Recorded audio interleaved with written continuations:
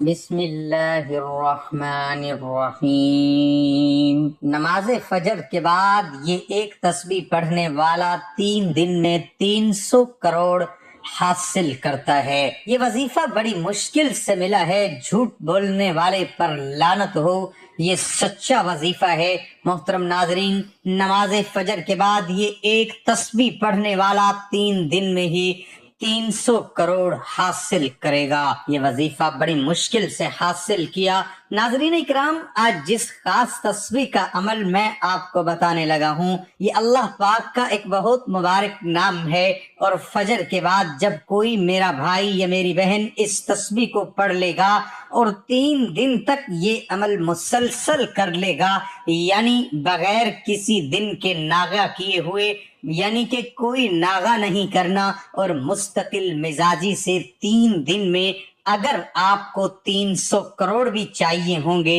تو انشاءاللہ آپ کو مل جائیں گے۔ یہ وظیفہ ہمیں بڑی محنت و مشکل سے ملا ہے، اور مجھے اپنے اللہ پر پورا یقین ہے کہ آپ کو ہر چیز ملے گی۔ یہ بڑا ہی مجرب عمل ہے اور بڑا ہی خاص عمل ہے۔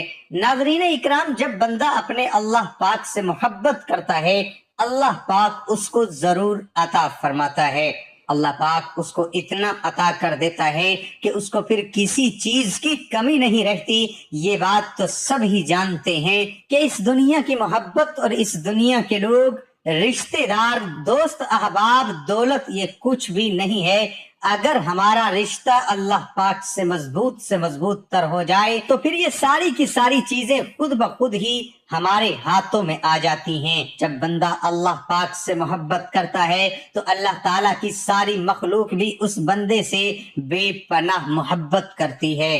یہ صرف اللہ سے محبت کرنے کا فائدہ ہوتا ہے، اور اگر بندہ اللہ تعالیٰ کو چھوڑ کر اس کی بنائی ہوئی مخلوق سے محبت کرتا ہے تو وہ مخلوق اس سے ہمیشہ دھوکہ ہی کرتی ہے۔ پھر وہ مخلوق سے گلے شکوے بھی کرتا ہے کہ میرے ساتھ یہ ہو گیا ہے، اس بندے نے تو میرے ساتھ زیادتی کر دی ہے، فلاں بندے نے یہ کر دیا، یہ نہیں ہونا چاہیے تھا۔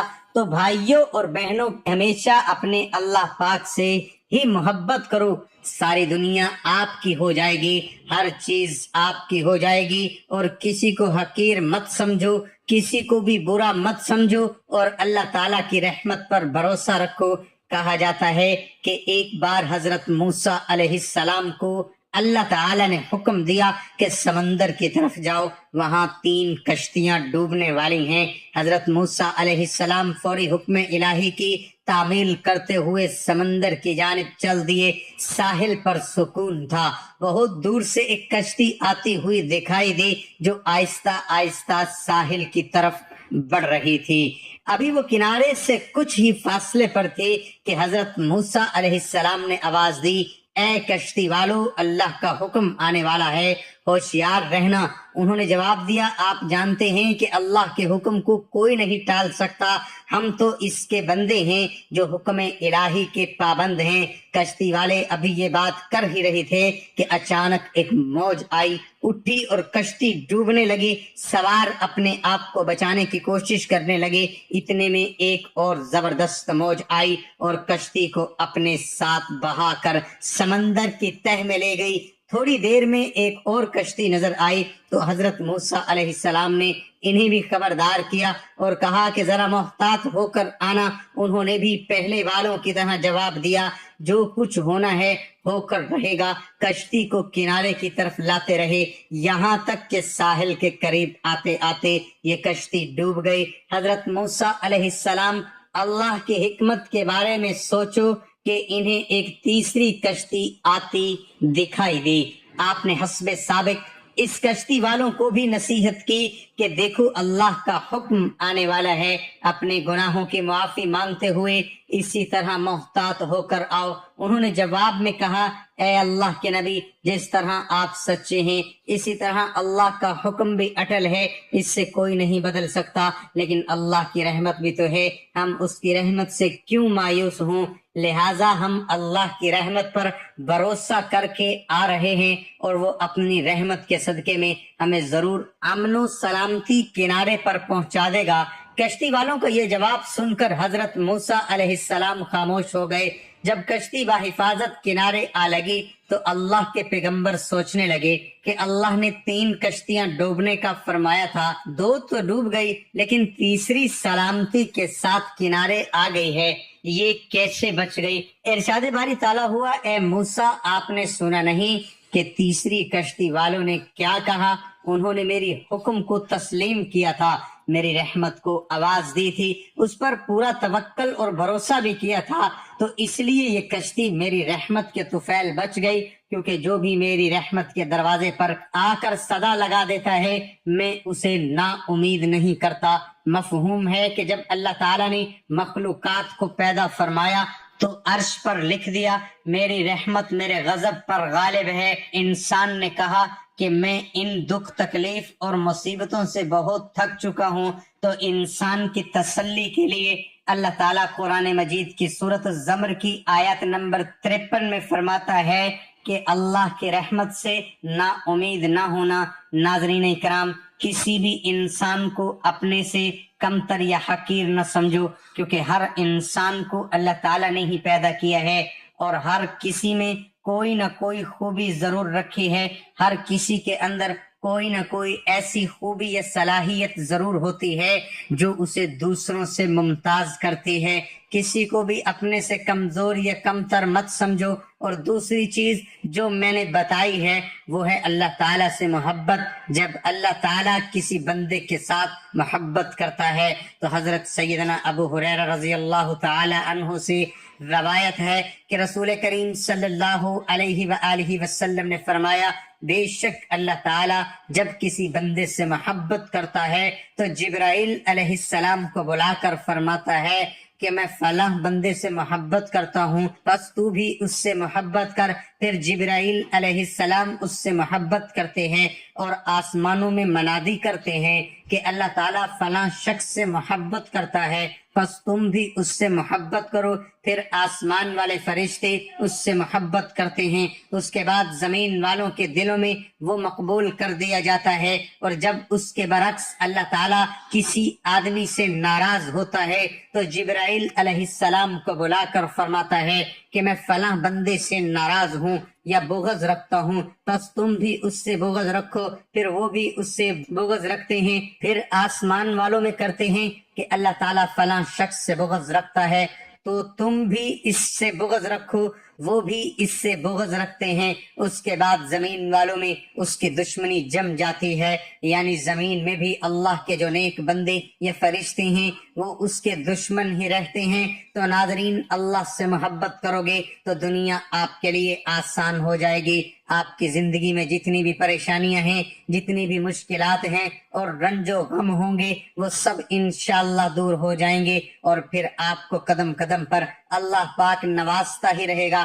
آپ کی جیسی بھی مشکل ہوگی، ہر مشکل حل ہوگی، پھر آنے والی مشکلات بھی ختم ہو جائے گی۔ ناظرین کرام، اب وظیفے کی جانب چلتے ہیں۔ یہ عمل کون سا ہے؟ یہ خاص وظیفہ کون سا ہے؟ اس کو کرنے کا کیا طریقہ کار ہے؟ اسے کس وقت اور کتنی بار کرنا ہے؟ یہ ایک دولت مند بننے کی یہ ایک تسبیح کا راز ہے جو آپ کے ساتھ آج میں شیئر کرنے لگا ہوں۔ اس تسبیح کو پڑھ لینا، پورے یقین اور اعتماد سے پڑھ لینا، انشاءاللہ تمام پریشانیاں ختم ہو جائیں گی، ہر مشکلات ختم ہو جائے گی۔ پوری زندگی میں مختلف طرح کی پریشانیوں سے واسطہ رہتا ہے، انسان کو مختلف طرح کی آزمائشوں سے واسطہ رہتا ہے۔ حالات ہمیشہ ایک جیسے نہیں رہتے، زندگی میں اتار چڑھاؤ آتا ہی رہتا ہے، تو بس آپ لوگوں نے صبر کرنا ہے اور ہمیشہ نماز کی پابندی کرنی ہے۔ قرآن پاک میں بھی ہے کہ اللہ صبر کرنے والوں کے ساتھ ہے۔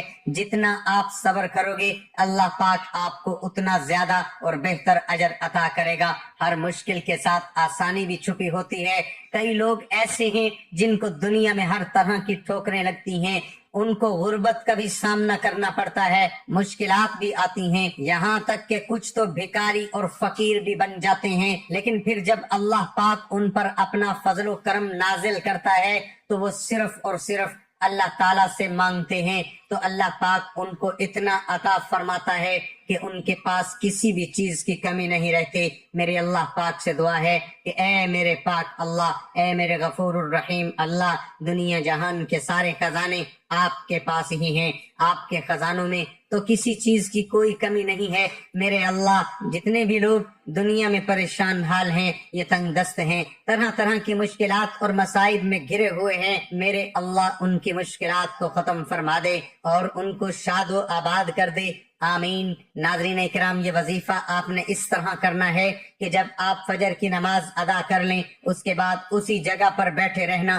اپنی اسی جگہ پر تسبیح آپ کے ہاتھ میں ہو، آپ نے اول و آخر 7 مرتبہ درود ابراہیمی پڑھ لینا ہے۔ ایک مرتبہ درود ابراہیمی میرے ساتھ بھی پڑھ لیں تاکہ ثواب ہو۔ اللہم صلی علی محمد وعلی آل محمد کما صلیت علی ابراہیم وعلی آل ابراہیم انک حمید مجید۔ اللہم بارک علی محمد وعلی آل محمد کما بارکت علی ابراہیم وعلی آل ابراہیم انک حمید مجید۔ جب آپ شروع میں 7 مرتبہ درود ابراہیمی پڑھ لیں گے، اس کے بعد آپ نے 101 مرتبہ یا سمیعو یا سمیعو یا سمیعو پڑھیں۔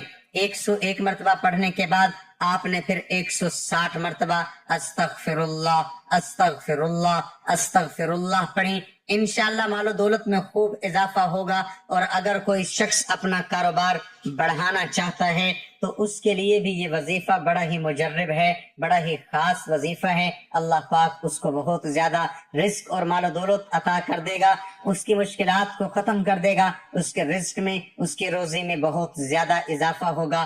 ہر گزرتے دن کے ساتھ ساتھ اس کی دولت میں اضافہ ہوتا رہے گا، اس کے مشکل سے مشکل کاموں میں آسانیاں پیدا ہوں گی، اس کی جو دلی حاجات ہوں گی سب پوری ہوں گی۔ کئی دفعہ ایسا ہوتا ہے کہ انسان کے دل میں کئی طرح کی خواہشات ہوتی ہیں جن کا وہ کسی سے ذکر بھی نہیں کر پاتا۔ کچھ خواہشات ایسی ہوتی ہیں جو آپ زمانے کے سامنے، معاشرے کے سامنے بیان کرو گے تو وہ سب آپ کا مذاق بناتے ہیں۔ تو ناظرین، جس طرح کی بھی حالات ہوتے ہیں اپنے اللہ کو ہی بتایا کرو، بے شک اللہ تعالیٰ سب کچھ جانتا ہے، لیکن پھر بھی اسے بندے کا مانگنا اور ہاتھ پھیلانا بہت پسند ہے، اس لیے اللہ سے مانگ لیا کرو، اللہ سے ہر چیز میں مدد طلب کیا کرو۔ اللہ پاک بڑا ہی غفور الرحیم ہے اور وہ عطا کرنے والی ذات ہے۔ رزق کے حوالے سے، دولت کے حوالے سے پریشان نہ ہوا کریں، اللہ پاک ایسے ایسے وسائل پیدا کر دے گا یہ جو آپ نے سوچے بھی نہیں ہوں گے، وہاں سے آپ کی مشکلات دور ہو جائیں گی، رزق میں اضافہ ہوگا اور زندگی بھی بدل جائے گی۔ آخر میں دعا ہے کہ میرے اللہ، اے میرے پاک اللہ، اے میرے غفور الرحیم اللہ، ہم سب کی مشکلات کو ختم فرما دے، ہمارے رزق میں، ہماری روزی میں، روزگار میں اضافہ فرما دے۔ میرے اللہ، ہمیں مانگنا نہیں آتا مگر تجھے تو خود دینا آتا ہے، میرے اللہ ہمیں بغیر مانگے سب کچھ عطا کر دے، آمین ثم آمین۔ اللہ تعالی ہم سب کا حامی و ناصر ہو۔